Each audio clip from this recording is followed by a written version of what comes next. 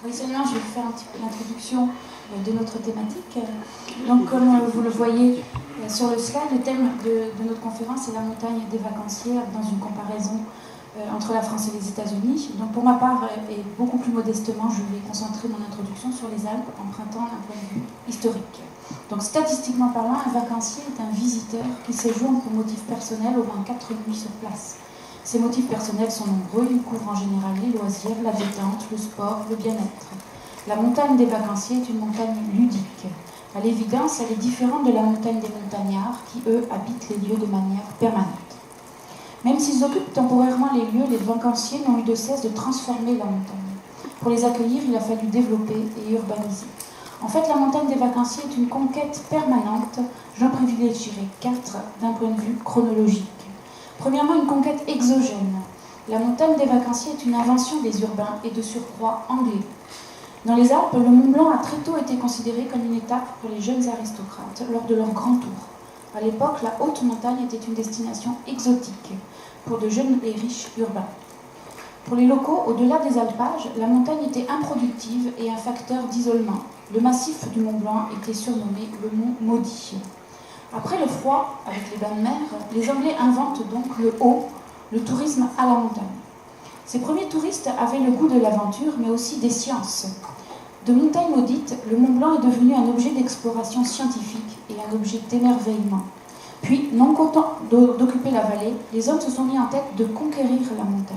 Balma et Paccard, le 8 août 1786, parvinrent les premiers au sommet du Mont Blanc. Saussure leur emboîta le pas. Il le mesura à 4808 mètres d'altitude. Dès lors, la montagne devient le fixateur des imaginaires et des urbains. Progressivement, la population locale s'est mise en symbiose avec les occupations des étrangers afin d'en tirer des revenus complémentaires et de sortir de leur isolement. Les paysans sont devenus des guides, les auberges puis des hôtels se sont développés pour loger et nourrir les voyageurs. C'est la deuxième conquête, la conquête endogène, qui va de pair avec l'invention de la saison d'hiver dans les Alpes suisses au milieu du XVIIIe siècle. Vendre le haut et le froid en même temps à des publics variés, tel était la gageure. On a commencé par vendre de l'air pur aux malades atteints de la tuberculose. Davos, on l'oublie encore, doit sa première vocation touristique à l'industrie des touristes malades traités dans des sanatoriums renommés. Ces malades étaient en villégiature forcée pendant de longs mois. La vie économique locale s'est donc organisée pour acheminer, héberger, nourrir, occuper, divertir, voire soigner ses vacanciers. Lorsque la tuberculose a été vaincue et soignée de manière médicamenteuse, Davos a dû se reconvertir. Elle a pris le parti de vendre du bon air et du bien-être en développant des activités de plein air et thermales. Puis, progressivement, on s'est mis à vendre de la neige et de la glace. Lorsque les vacanciers ont demandé des expériences inédites, patinage, curling, luge, ski. À partir de ce moment, l'hiver à la montagne devient un choix, et un choix délibéré. Le succès de la saison d'hiver est tel qu'avant la Première Guerre mondiale, il y avait plus de touristes en hiver qu'en été à la montagne. Les villages alpins se sont progressivement développés, urbanisés, ils étaient même à la pointe de la modernité, en matière de transport, d'éclairage électrique, d'hébergement, de remontée mécanique. Thomas Mann en a tiré un livre, La montagne magique. En France, des stations comme Chamonix, Megève, la Cluzère, la Lizère ont emboîté le pas à cette tendance. Et la France prendra l'initiative sur ses concurrents tardivement, avec le plan neige de 1964. C'est la troisième conquête, celle des stations de ski dédiées au ski alpin. Les Alpes françaises ont développé un concept qui a ensuite été adopté un peu partout dans le monde. Cette tendance s'est densifiée jusqu'à proposer des stations intégrées dans les années 60-70. Mais ces villes planifiées ex nihilo, fonctionnelles, 6 au pied des pistes, vont assez rapidement passer de mode. Les années 80 vont voir le retour aux stations-villages, en quête d'un aménagement raisonné avec la participation des populations locales. La dernière conquête est peut-être la plus difficile, c'est une conquête contemporaine et environnementale. Avec la fin annoncée de la neige, suite au réchauffement climatique, comment inventer la montagne de demain? L'Autriche et la Suisse se préparent via le concept de Alpine Wellness, qui incite les vacanciers à venir à la montagne plus pour son bon air, la qualité de ses paysages, ses engagements durables, que pour sa neige. À n'en pas douter, l'architecture et l'urbanisme ont un grand rôle à jouer dans ce basculement vers le tourisme de montagne durable. Je terminerai donc ma présentation par une citation d'un parapentiste savoyard, Nicolas M. Bacher. La montagne nous offre le décor, à nous d'inventer l'histoire qui va avec. Merci.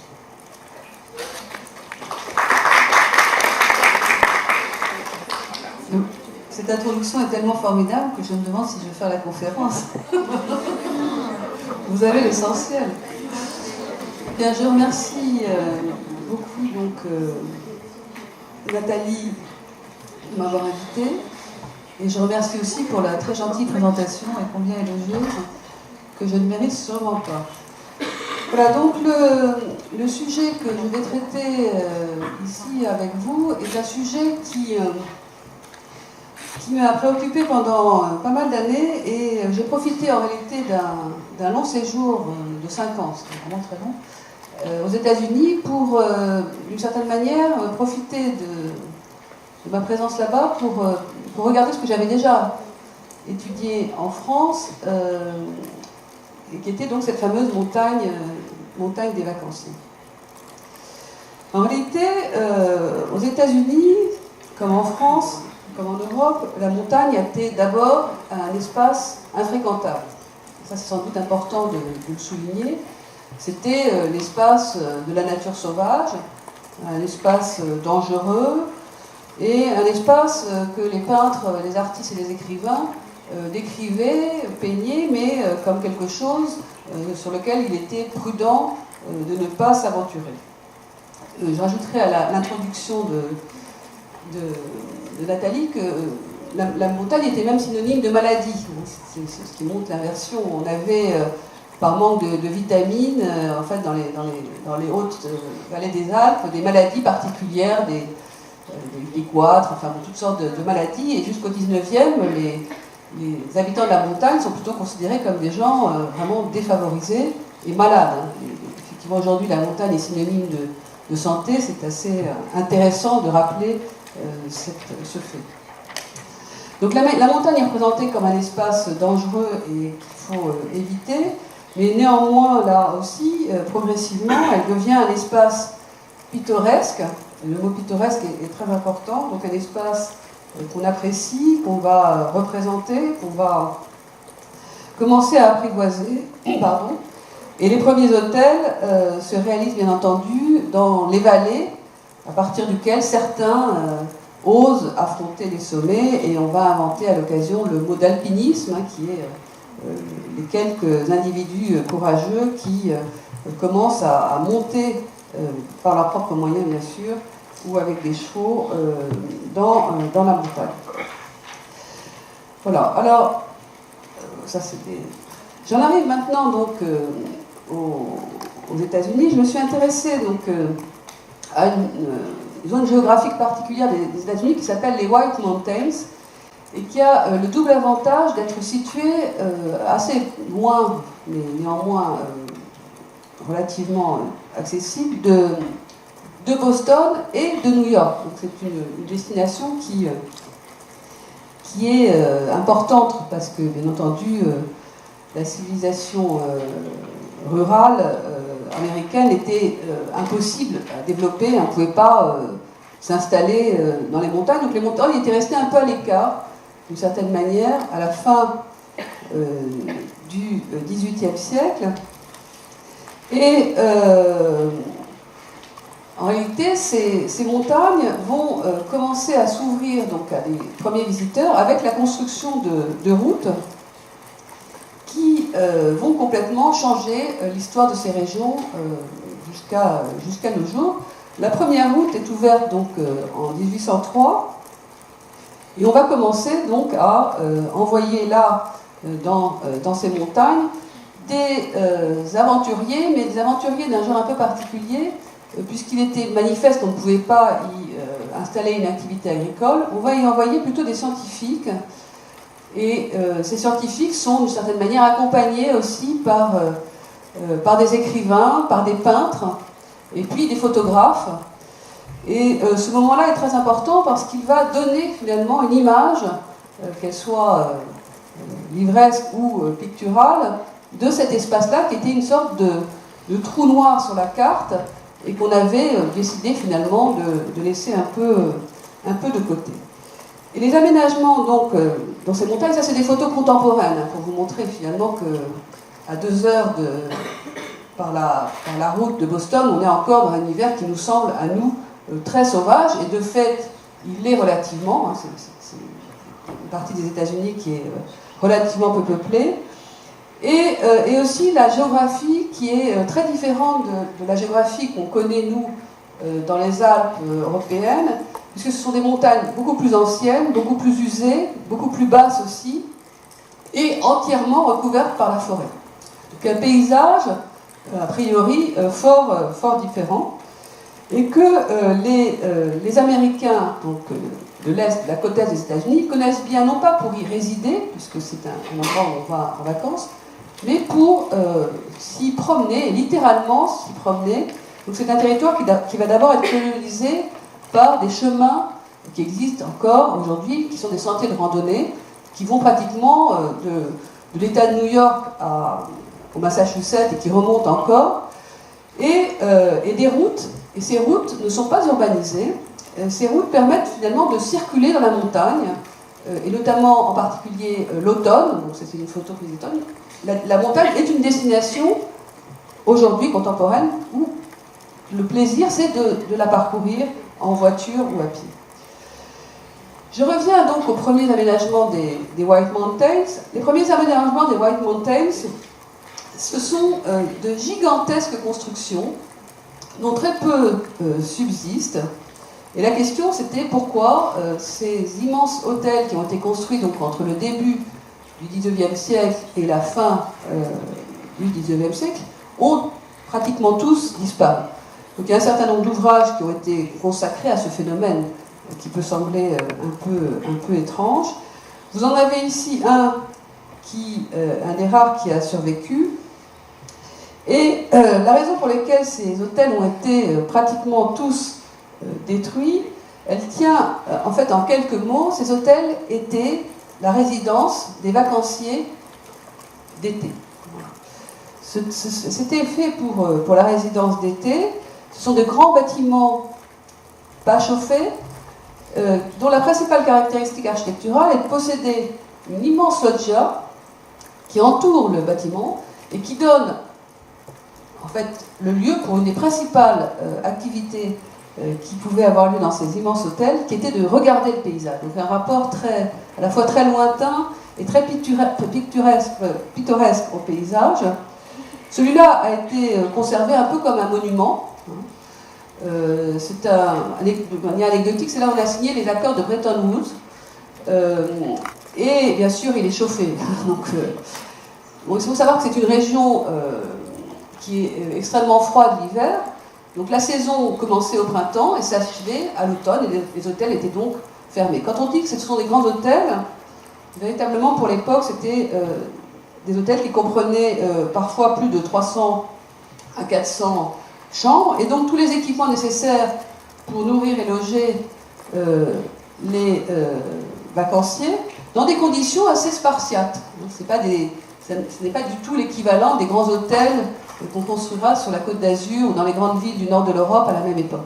Des conditions assez simples. Donc là, c'est une photo contemporaine, mais qui vous donne de ces bonnes images. En fait, la caractéristique principale, c'est d'être dans le paysage, et aussi une très grande différence avec l'équivalent donc européen de ces hôtels, c'est qu'ils sont seuls, ils sont isolés dans le paysage, qu'ils contrôlent par la vue. Et à proximité de l'hôtel, un certain nombre d'équipements qui étaient donc disposés, qui existent encore d'ailleurs dans cet exemple-là. On y résidait sur des périodes très longues, ça c'est une caractéristique commune avec les grands hôtels qu'on avait pu construire en Europe. La durée des séjours était de l'ordre d'un mois, si ce n'est plus. Et donc on avait un certain nombre d'activités sociales importantes, de bals, etc., qui étaient donc organisées dans ces hôtels, qui sont assez comparables à ceux qu'on construira au bord de mer, mais là ils sont seuls. Donc je les ai appelés des freestanding blocks, cette sorte de gros blocs un peu comme un château, construit sur son territoire. L'histoire donc de ces hôtels va s'accélérer avec la construction du chemin de fer, qui là aussi va permettre de faire venir plus de vacanciers. La construction du chemin de fer, elle est assez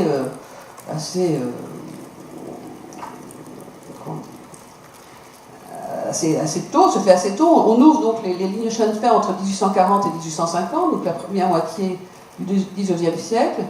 On relie bien sûr Boston, et puis Portland, et puis il y a tout un système qui permet d'accéder jusqu'à New York. Le chemin de fer va faire le succès et va augmenter le nombre d'hôtels, ces grands hôtels, donc tous isolés, qui jamais ne se regroupent, mais va aussi, d'une certaine manière, être la cause de leur ruine, une première ruine, une première menace, puisque le chemin de fer va accélérer le déboisement des forêts des White Mountains pour procurer du bois de construction aux villes champignons qui poussent sur la côte et qui ont besoin, bien sûr, de matériaux de construction, le plus disponible étant celui-là.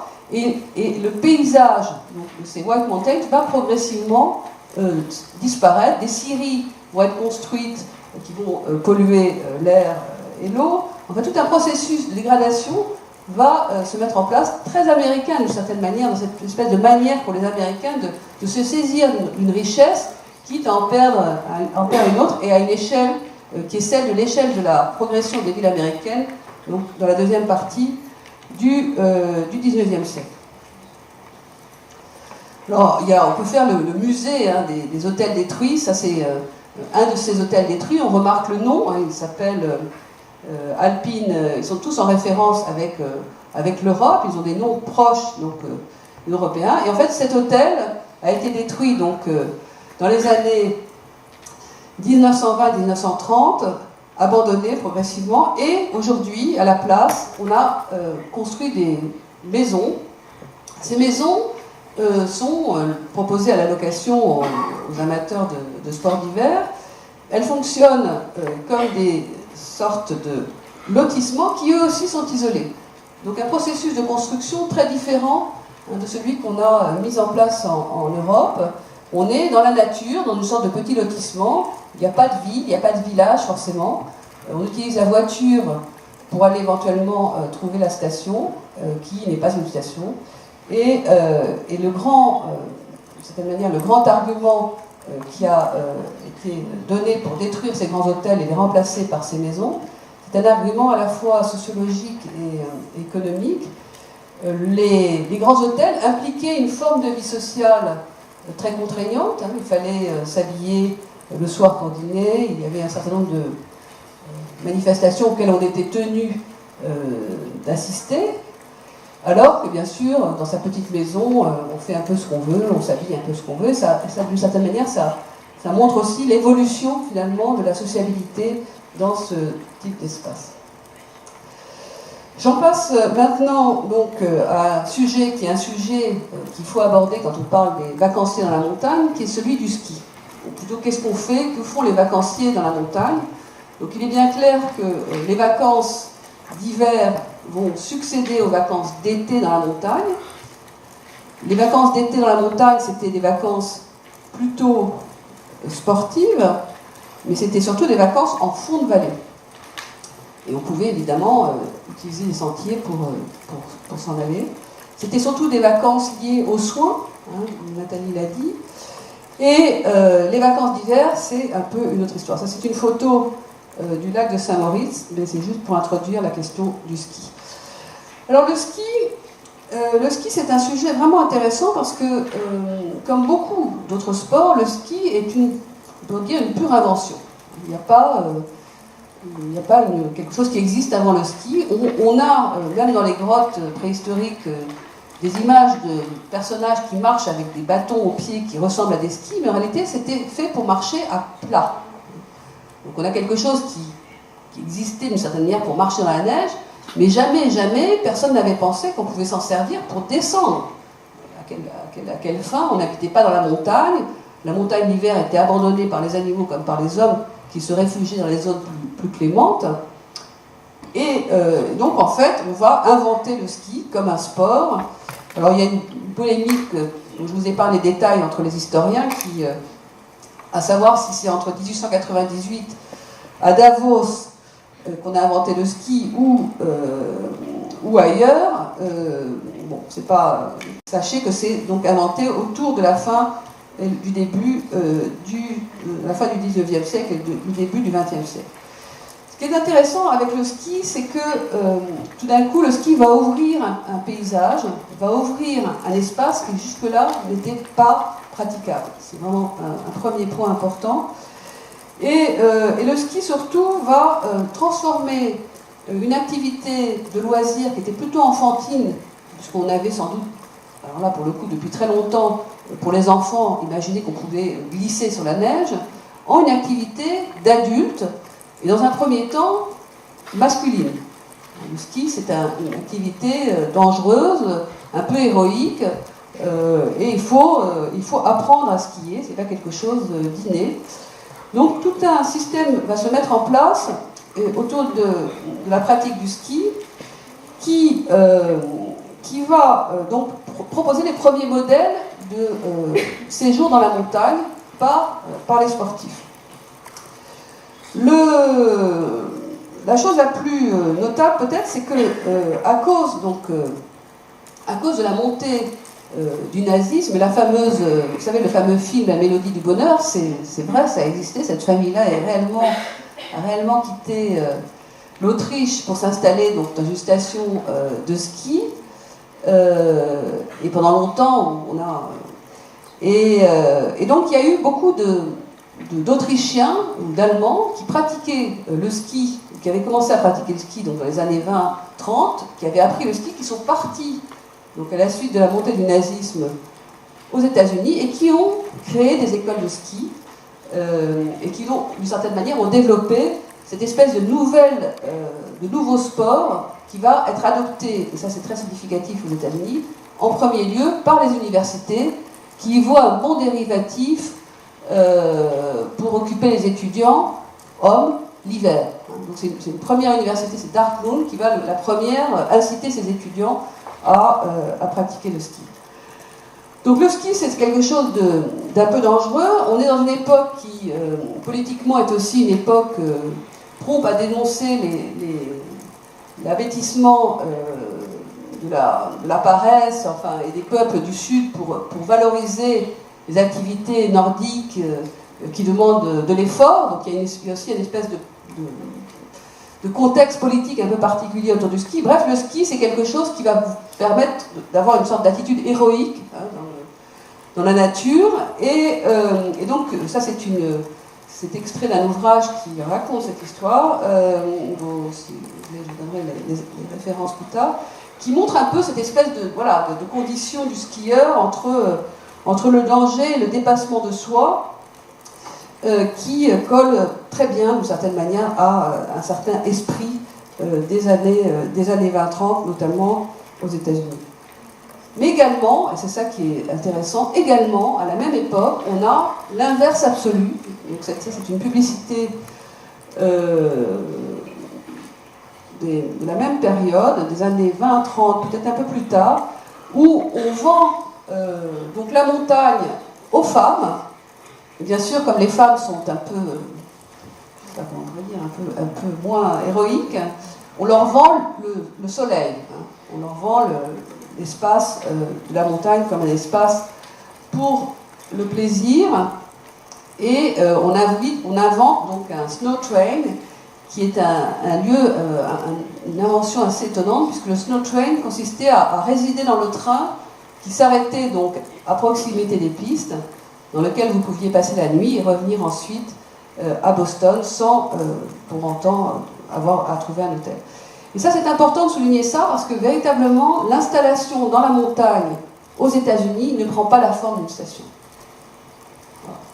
On n'a pas de projet de station, alors qu'on en a, dès l'avant-guerre, on en a en Europe. Dans la montagne, pour y accéder, il faut l'équiper. Alors, c'est ce que j'appelle la mécanisation de la montagne. Ça commence dans les années 1900. On va, bien sûr, s'appuyer d'abord sur l'usage du train, qui était déjà bien connu. Les premiers ski lifts, en fait, sont inventés dans les années 1930 pour les skieurs de Megève. Et également, aux États-Unis, dans les années 30, on développe donc toute une infrastructure assez complexe à mettre en œuvre, mais qui finalement ouvre un territoire. Ouvre un territoire à la pratique donc, du ski, et du ski comme un sport pour l'essentiel. L'invention donc de ces différents modes d'ascension est une très longue histoire, hein, puisqu'il y a beaucoup d'échecs, bien sûr, dont on ne parlera pas ici, beaucoup de techniques différentes, qui finalement vont être favorisées aux États-Unis par un phénomène intéressant qui lie le tourisme et la politique, qui est la crise de 29 et la nécessité pour Roosevelt, dans le cadre du plan du New Deal pour trouver des emplois, va décider d'aider finalement ces pays un peu défavorisés en construisant des pistes, c'est-à-dire en déboisant. Donc le processus de construction de pistes aux États-Unis réclame un effort assez conséquent, et vous voyez cette image, que cette montagne entièrement boisée qu'on a vue tout à l'heure, pour pouvoir la parcourir et pour pouvoir skier, il faut créer donc, des chemins qui sont des chemins où on va descendre, et aussi créer bien sûr des remontes-pentes, et ça produit un paysage tout à fait particulier et très différent là aussi de celui qu'on connaît dans les Alpes françaises. Différentes machines à côté donc, des infrastructures sont également inventées très tôt pour rendre le ski plus facile, donc pour damer les pistes, pour produire de la neige, et qui, d'une certaine manière, vont remettre en cause cette idée, cette première idée donc, très romantique qui avait été celle de la première découverte de la montagne, qui était, d'une certaine manière, l'homme seul, isolé face au paysage, qui incarne donc ce portrait d'un jeune homme qui a réussi son ascension et qui seul regarde donc le paysage à la fois menaçant et sublime qui est à ses pieds. Là, il s'agit finalement de franchir l'obstacle, donc parfois en force, hein, de créer des routes, bien sûr le train et le chemin de fer. J'en arrive maintenant à la situation donc, en France, comme assez représentatif finalement de ce qui se passe ailleurs, et notamment en Italie à la même époque. Donc en France, on pourrait dire que tout part du chemin de fer, en tout cas pour les premières stations, qui vont d'abord s'installer là où il existe déjà des villages, donc là où on a une accessibilité assez facile. C'est pour ça que Megève prend une place très importante, parce que Megève va être relié en fait avec une petite ligne de train qui relie en fait Saint-Gervais et qui permet aux visiteurs donc d'accéder facilement à la station. Ce pays donc qui est desservi par le train se retrouve donc en 1964 à la suite d'une incitation très importante des pouvoirs politiques pour développer la montagne. Hein, c'est presque une histoire de développement économique avant d'être une histoire de tourisme. Comment développer cette montagne qui semble en retard sur tous les points de vue, qui n'a pas d'emploi, dont les activités qui étaient essentiellement minières et pastorales sont finalement peu suffisantes et assez, pour les mines, en train de disparaître. L'idée du plan montagne, c'est de construire simultanément un grand nombre de stations en aidant à la construction des infrastructures et en suscitant donc, des opérateurs privés immobiliers un investissement à condition bien sûr de réaliser la station en temps et en heure. Donc c'est une espèce d'échange entre ceux qui investissent et l'État qui lui aménage très volontairement donc, des infrastructures. Ça c'est une carte qui montre des massifs qui sont choisis pour leur qualité skiable. Donc le ski est le point d'entrée du développement des stations. C'est par le ski qu'on imagine qu'on va développer des stations. Ces stations donc, vont se développer, mais elles ont déjà quelques éléments de référence. En réalité, dès l'avant-guerre, des premières stations sont construites en France, au-delà de l'extension des villages existants. L'exemple le plus notable, peut-être, c'est Courchevel, qui est pensé comme une station déjà intégrée, c'est-à-dire où on n'a pas besoin donc, de prendre sa voiture pour aller trouver les pistes, avec un système intéressant un grand accès skieur au milieu de ce qui pourrait être décrit comme une sorte de lotissement de vacances. Courchevel est pensé au départ plutôt comme étant destiné à du tourisme populaire. Son statut changera complètement avec la suite de son histoire. Un atelier d'architecture a été créé, tout un système se met en place de manière très concertée, parce qu'ils ne sont pas des initiatives maison par maison, mais de manière très concertée, on met en place donc, le système de construction de Courchevel. La question pour les architectes, quand un nouveau type de programme, un nouveau type d'activité arrive ou émerge, c'est quelle architecture, comment construire, qu'est-ce qu'il faut construire. Et quand on se pose la question de quelle architecture, on se demande quelles sont les références possibles qu'on peut utiliser pour les transformer pour ces nouveaux programmes. Les références disponibles, elles étaient très faibles. On ne séjournait pas dans la montagne. Il y avait une première référence qui était celle du grenier, qui permettait donc aux bergers de séjourner l'été, mais l'été seulement, et d'y faire sécher éventuellement du foin pour nourrir les bêtes. Mais l'hiver, une grande migration était nécessaire et tout le monde descendait protégé dans les vallées protégées. Ça, c'est sans doute un des exemples les plus connus de ce genre de translation d'un édifice qui est un édifice provisoire, temporaire, dans lequel on séjourne finalement assez peu. On a un édifice pour lequel on va résider l'hiver, et pour les vacances, c'est le chalet de Charlotte Perriand, donc une architecte qui a collaboré à la construction de stations de ski, et qui l'a construit donc, dans la montagne sa propre résidence, en prenant la référence vernaculaire qu'elle transforme complètement, puisqu'elle en fait un lieu de résidence, et bien sûr un lieu de résidence chauffé, où on peut résider l'hiver. Donc elle invente d'une certaine manière, en faisant ça, le style, enfin un des styles ou une des manières de s'installer pour les sports d'hiver. Ça c'est une image que j'aime bien, qui vient comme ça un peu tout d'un coup, mais c'est pour donner cette espèce de statut compliqué que va avoir la montagne dans les années 60 pour ses aménageurs, parce que la montagne, en fait, elle a été vaincue, on a fait accéder le train, on va creuser sous le Mont Blanc, et d'une certaine manière, tout ce mythe de cette montagne sublime, de tous ces efforts qu'on avait pu entreprendre pour les mesurer, toute cette histoire-là, d'une certaine manière, s'effondre, puisque par la route, et de manière très rapide, le Mont Blanc est vaincu. Donc il y a à la fois la création d'une résidence dans la montagne, le lieu où on ne pouvait pas habiter, et en même temps la suppression de la géographie par la construction des tunnels et des différents équipements qu'on met en place dans la montagne. Je vais comparer deux stations pour vous expliquer un peu en quoi et sur quoi finalement comment se caractérisent les stations de sport d'hiver construites dans les années 60.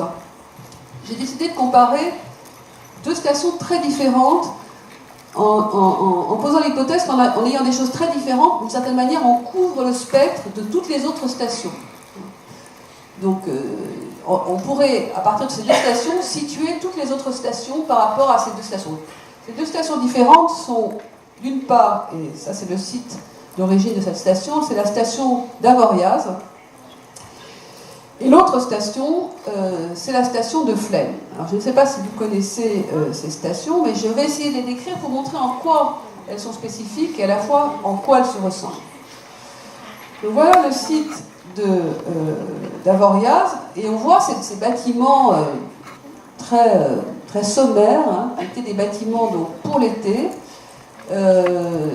en sachant qu'en fait entre la ville, le village, enfin la petite ville qui est en bas de cette montagne et Avoriaz, il fallait 3 heures pour relier l'un à l'autre, et que donc créer une station dans ces conditions impliquait d'une certaine manière la création d'une infrastructure spécifique.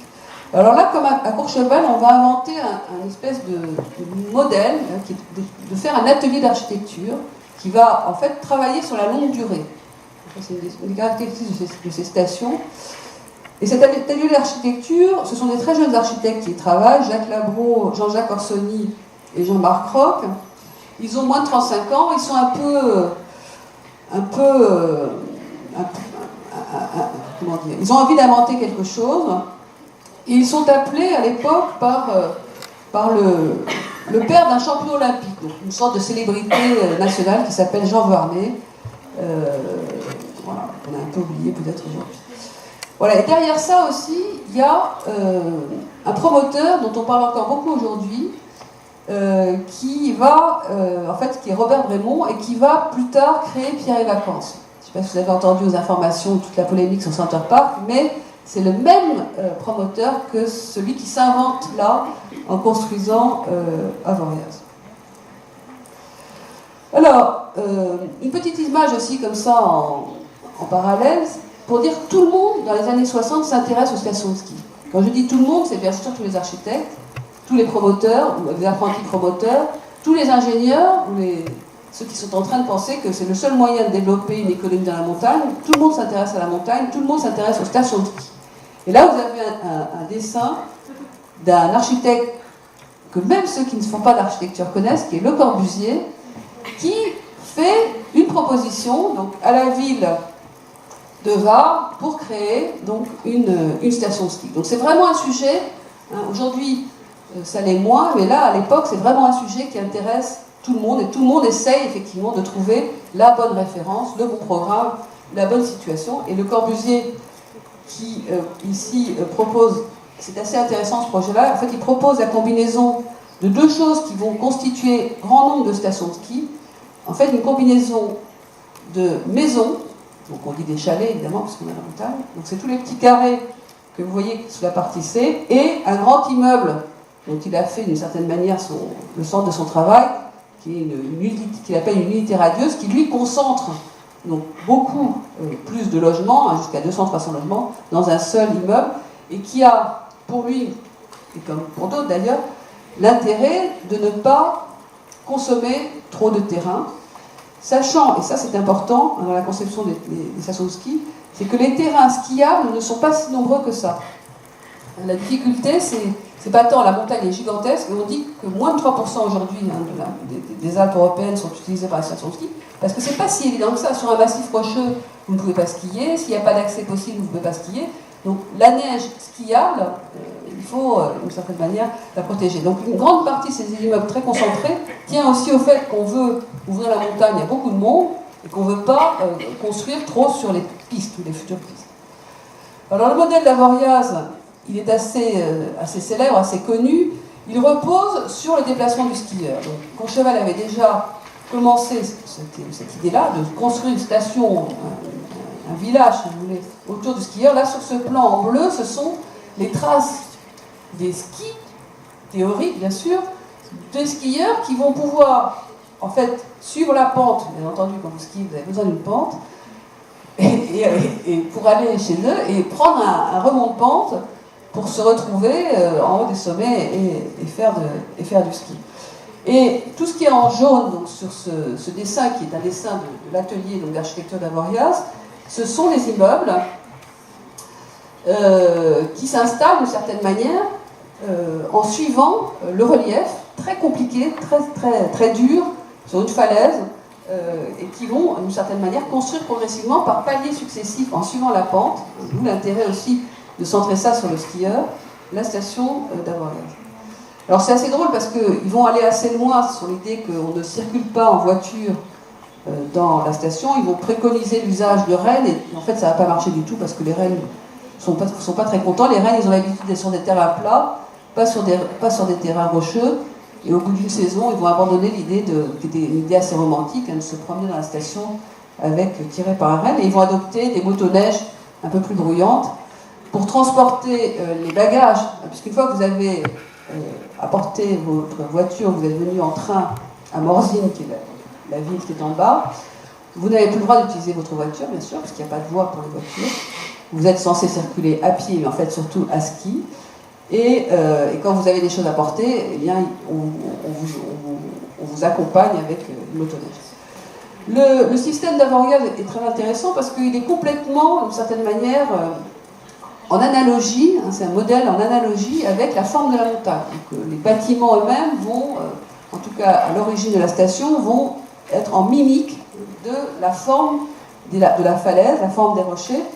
Donc vous avez là 3 schémas toujours de l'atelier d'architecture d'Avoriaz qui montrent premièrement donc, le principe qui était en bleu tout à l'heure de la piste et puis du remont de pente. Hein, donc on descend et puis on remonte, c'est le schéma qui est à gauche. Le système qui ouvre les immeubles au sud pour les chauffer et se protège du nord, il y a du vent, et donc abrite et se met au dos de la falaise. Et puis l'ensoleillement maximum, en fait, d'une certaine manière, les immeubles sont organisés pour être ensoleillés le plus possible. Ça va donner une architecture très étrange, que je caractérise moi de pittoresque ou de moderne pittoresque, puisque on a vraiment un jeu entre d'abord effectivement la montagne, la roche, le bois, et puis tous les codes de l'architecture, ce qu'on appelle vernaculaire, c'est-à-dire l'architecture qui était là, une architecture où on n'habitait pas, une architecture d'espace pour le foin, faire sécher le foin, enfin, toute une architecture qui utilisait les bois, les lauses, etc. Et un immeuble collectif, puisqu'il s'agit d'héberger le plus grand nombre de personnes possible dans un espace qui est relativement limité. Donc la station d'Avoriaz est essentiellement bâtie sur des immeubles collectifs qui, vous voyez, comme la façade étant d'une certaine manière vraiment en analogie avec les ruptures géologiques des falaises dans la montagne. C'est presque, on a pris l'image de la montagne et on a fait le bâtiment en regard. Alors, ça donne des immeubles qui sont des immeubles isolés, mais qui sont reliés donc par le réseau des chemins, dont certains sont protégés par les immeubles. Il y a une partie des chemins qui est à l'extérieur, puis une partie des chemins qui, d'un immeuble à l'autre, on peut circuler. Donc ça, c'est le principe de la coupe. Un certain nombre de solutions aussi très intéressantes pour éviter le poids de la neige, qui est un problème en montagne, donc des toits qui descendent très bas pour éviter que la neige tombe brutalement, donc pour conduire la neige. L'utilisation de la neige comme un élément isolant, c'est une station qui est assez innovante du point de vue de l'environnement durable avant l'heure. C'est pas du tout une période où on s'intéresse à ces questions-là. Ça, c'est l'hôtel. Voilà, ça, c'est le principe même qui donne naissance à la station. Hein, c'est le tracé des pistes. Et cette station, comme d'autres stations et comme Flaine, on va voir tout à l'heure, est basée sur un rapport très rationnel, très scientifique. Combien de gens peuvent prendre les ski lifts, peuvent prendre combien de lits a-t-on besoin? C'est dans ce sens-là que ça fonctionne. On a un débit de temps pour le ski, on a besoin de temps de lit pour... Alors j'insiste un peu là-dessus parce qu'il faut savoir qu'aujourd'hui, on sait que presque 30% des gens, si ce n'est plus, ça dépend des stations, il y a des stations plus ou moins sportives, ne skient pas. Vont à la montagne, dans les stations sport d'hiver, mais ne skient pas. Donc, du coup, effectivement, tout ce type de réflexion et de construction et de conception pose problème. Parce que quand vous ne skiez pas, qu'est-ce que vous faites Oui, mais vous marchez sur des pentes qui sont destinées à des skieurs, donc pas forcément à des grands-mères. Hein. L'hypothèse où les grands-mères ne skient pas, voilà, c'est quand même un peu problématique. Tout ça est basé quand même sur le ski.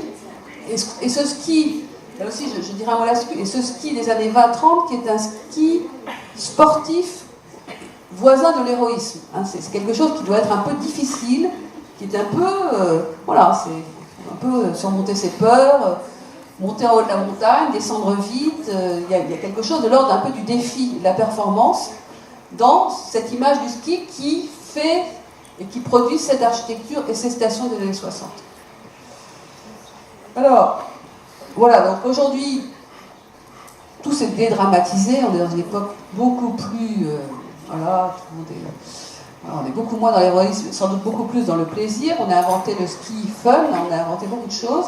Et ça, c'est une représentation bien moins dramatique que la réalité de la station d'Avoriaz. C'est une représentation touristico-communication, je ne sais pas comment on peut dire, vous avez sans doute des meilleurs descripteurs que moi pour décrire ce genre de document, qui a complètement gommé le côté falaise, le côté, bien sûr, un peu réel, hein, du vent et des abrupts et des vertiges de la station d'Avoria. On en voit un petit peu quand même sur la gauche. Et c'est un plan pour se repérer, bien sûr, une station qui a cru beaucoup, hein, depuis les années 60, par phases successives. Et Pierre et Vacances, Esprit qui restait bien sûr un acteur très important de la station, explique bien comment, d'une certaine manière, leur idée de la station et le modèle qu'ils avaient adopté a dû s'adapter, avec le problème qu'on ne peut pas facilement transformer ce qu'on avait fait à l'origine et le principe même de conception de l'ensemble. Alors, voilà Flaine, donc on est à l'autre bout. Hein, si on faisait une sorte de géographie comme ça, on a d'un côté Avoriaz et de l'autre côté on a Flaine. Flaine est conçu donc dans la même période sur les mêmes principes. Hein, on veut une station intégrée, on veut une station sans voiture, on veut une station plutôt populaire, hein, plutôt pour le grand nombre, avec peut-être. Et on a les mêmes contraintes, hein, qui sont des contraintes imposées de manière presque, je dirais, régalienne, parce que pour construire cette station, l'État impose un certain nombre de critères sur la qualité des hôtels, sur le fait ou pas. Alors c'est Boissonnas qui a écrit un livre, Rémi Boissonnas, qui est un des promoteurs de la station de Flaine, a écrit un livre où on imposait même le fait d'avoir des bidets ou pas dans les chambres d'hôtel. C'était à ce point-là de précision. Et en contrepartie de ça, l'État donc finançait les infrastructures, qui coûtaient évidemment très cher, pour monter au niveau des champs de neige, donc à des altitudes où on est sûr d'avoir de la neige. On voit là quelque chose qui fait très Samivelle. Samivelle, c'est un dessinateur de la montagne qui a été utilisé par beaucoup de publicistes après coup, mais là on est donc dans les années 60, et l'architecte qui est appelé par Rémi Boissonnas, donc qui est le pendant de Brémond pour Flaine, est un architecte américain, mais d'origine beaucoup plus compliquée, puisqu'il a fait ses études donc, en Allemagne, dans une école célébrissime, si vous ne la connaissez pas, pour moi cette école-là qui s'appelle le Bauhaus, B-A-U-H-A-U-S, Bau, ça veut dire bauen, en allemand ça veut dire construire, et Haus, la maison pour construire, le Bauhaus. Donc une école célébrissime qui a formé toute une génération d'architectes au principe de l'architecture moderne, et qui, elle aussi menacée par les nazis, a dû disparaître, a fermé, et une partie de ses professeurs ont émigré aux États-Unis. Donc Breuer s'est retrouvé dans cette situation-là, professeur au Bauhaus, émigré aux États-Unis. Il a ouvert une agence à New York, et il est appelé par Rémi Boissonnas, qui fait partie d'une famille dont le nom est célèbre, puisque c'est la famille Schlumberger, qui veut investir dans les stations de ski, et qui donc fait appel à Rémi Boissonnas, non pas pour ses qualités de constructeur, mais parce que ça l'intéresse, la montagne. Voilà, la montagne l'intéresse, à la fois sur un plan philosophique et sur le plan sportif. Donc l'histoire est un peu différente aussi. Hein. D'un côté, on a un champion olympique, de l'autre côté, on a une sorte d'amoureux de la montagne, comme un lieu à la fois métaphysique et sportif. Et Boissonnas, qui vit donc aux États-Unis, dans un lieu dans lequel les architectes ont construit des maisons très connues, peu importe, des maisons modernes, fait appel donc à Marcel Breuer pour construire une station de ski en France.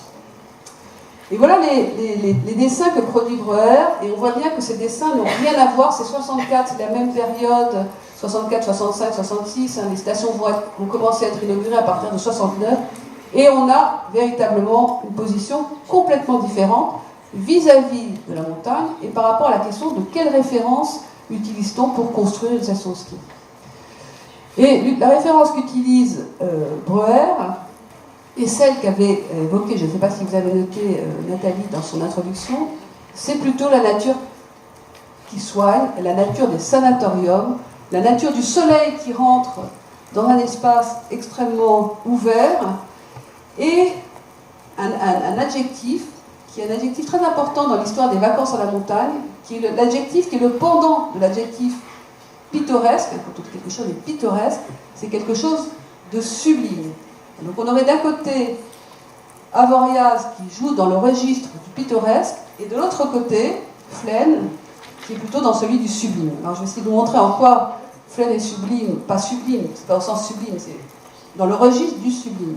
Le sublime, c'est quelque chose d'un peu tragique. Hein. Le sublime, c'est pas du tout la même notion.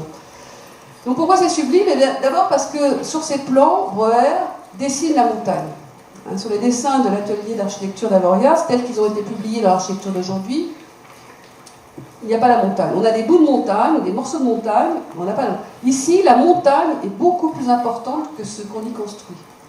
Et ça a l'air de. C'est pas anecdotique quand on fait ça. Et ce qu'on y construit, on le voit à peine. Vous voyez sur ce dessin, les constructions, c'est juste les petites lignes là qui sont en bas de l'image. Donc sur deux aplats de la montagne, Breuer pose des immeubles, mais qui sont sans commune mesure, qui ne cherchent pas du tout un rapport analogique, hein, mais d'une certaine manière une sorte de ligne basse. Boissonnat, c'était musicien, il va développer beaucoup d'activités liées à la musique, à Flaine, donc une sorte de ligne basse, comme ça, de contrepoint par rapport à la montagne qui, elle, est sublime et contre lequel on ne peut pas lutter. D'une certaine manière, on ne peut pas s'y comparer, on ne peut que... Et toute l'architecture donc, de Flaine est de ce registre-là.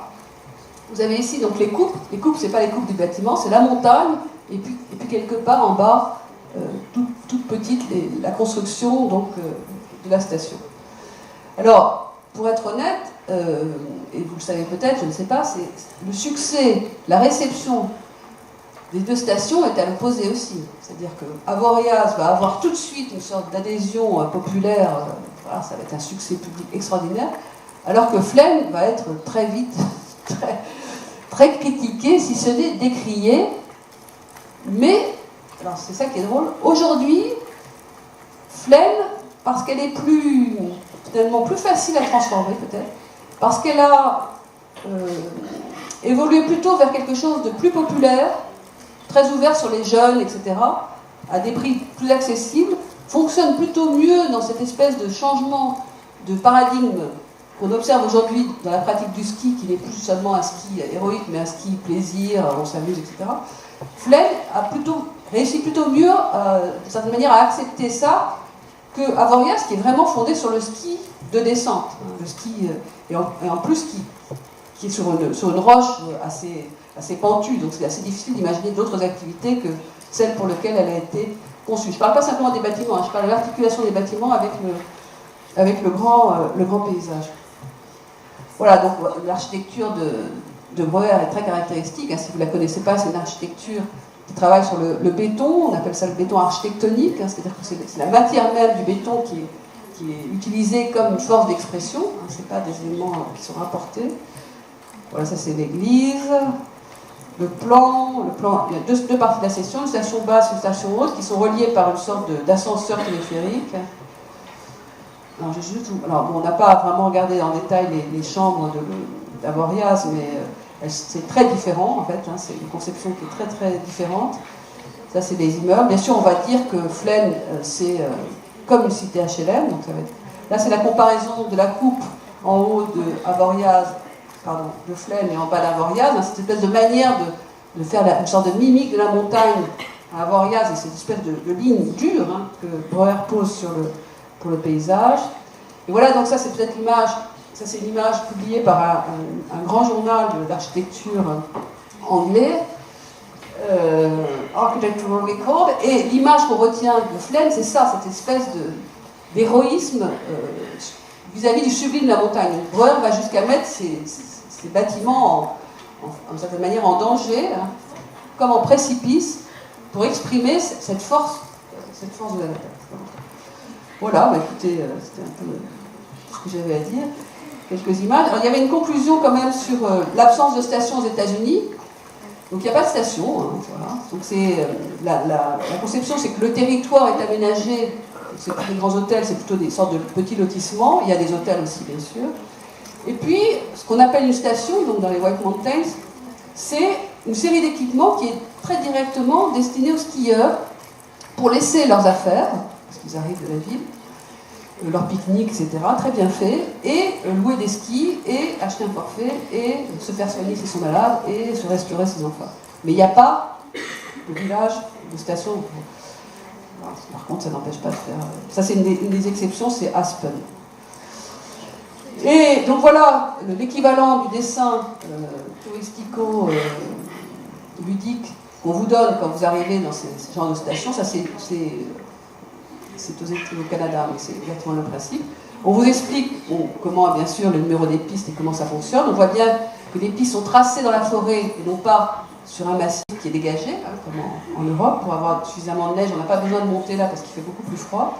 Et c'est l'autoroute qui passe en bas, qui vous amène donc à Boston ou à New York. En 1 heure, 1 heure et demie d'autoroute, vous arrivez dans ce sorte de lieu d'équipement. Hein. C'est un lieu d'équipement, et puis vous reprenez votre voiture, vous faites un quart d'heure de route, et vous allez dans un hôtel, dans une petite maison que vous avez pu louer. Alors, là où les choses se compliquent, c'est que de grands groupes immobiliers,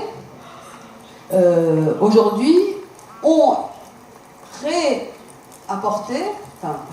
ont copié le modèle de la station intégrée européenne, française ou italienne, et l'ont déposé, donc là c'est au Canada, et c'est l'exemple effectivement d'une sorte d'aller-retour de part et d'autre de l'Atlantique, et on a ce que on peut voir d'ailleurs tout à fait de la même manière dans des stations comme Valmorel, parce qu'il y a toute une histoire de ces stations qui, ça c'était vraiment l'origine, les 2 exemples Flaine et Avoriaz. Après il va y avoir toute une déclinaison d'autres stations, d'autres écritures architecturales.